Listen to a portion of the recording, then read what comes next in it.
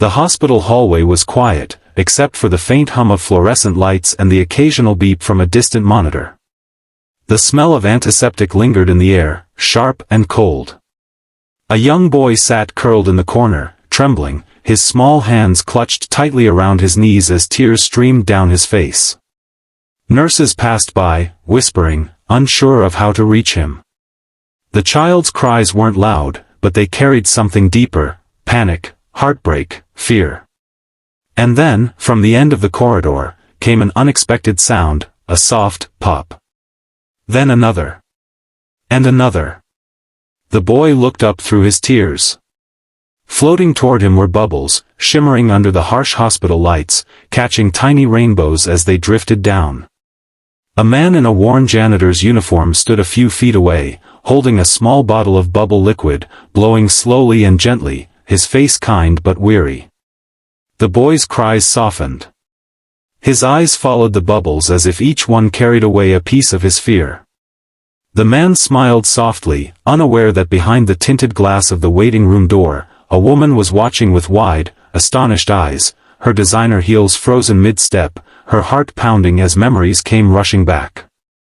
She was one of the wealthiest women in the city. And he was her son's janitor. Before we dive deeper into this powerful story of love, redemption, and the unexpected beauty of human kindness, please take a moment to like, comment, share, and subscribe to Kindfire Stories. If you believe in kindness, in second chances, and in the unseen goodness that still exists in this world, this story is for you. His name was Daniel Hayes. Once, he had dreams, bright, burning ones, but life had a way of dimming even the brightest lights.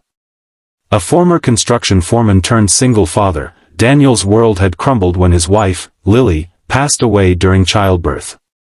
He had been 28 then, full of plans and promises, none of which survived the storm that followed. Bills piled up, the house went into foreclosure, and Daniel found himself clutching his newborn son, Ethan, in a cramped apartment with cracked paint and a view of the alley.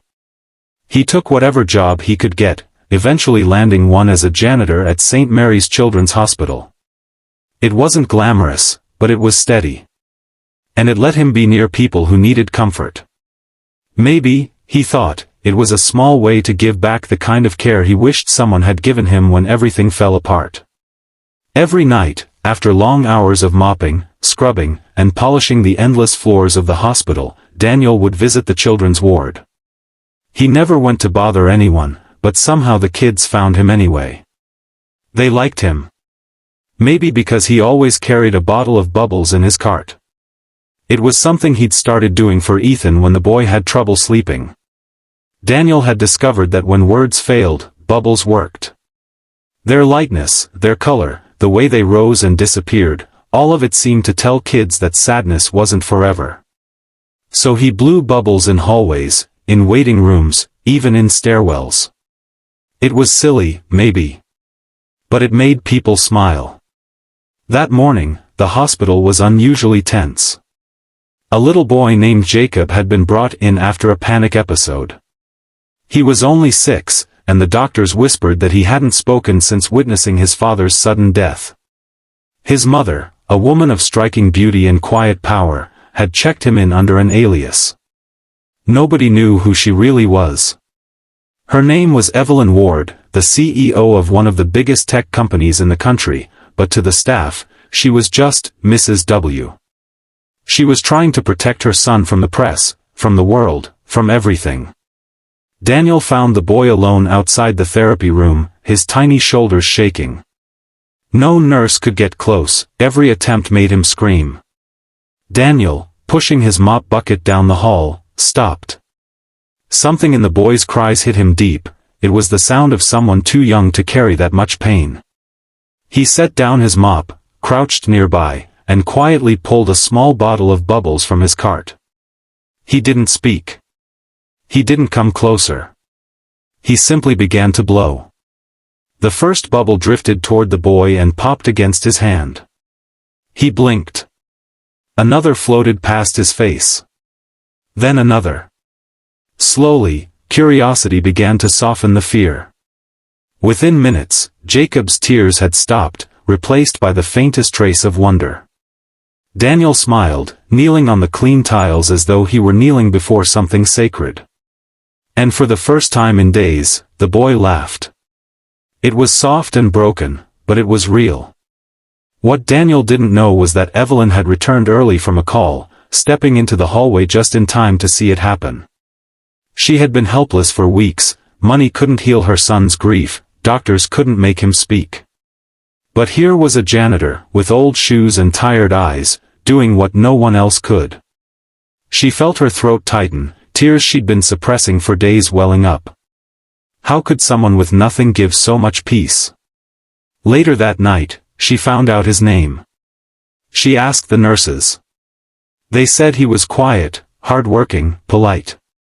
They said he often stayed late to help kids who were scared. That he never asked for overtime. That he was raising a son alone.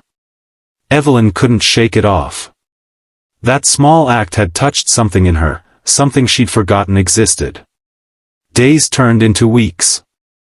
Evelyn began to notice him more often, pushing his cart, humming softly, sometimes talking to his own son on the phone during breaks.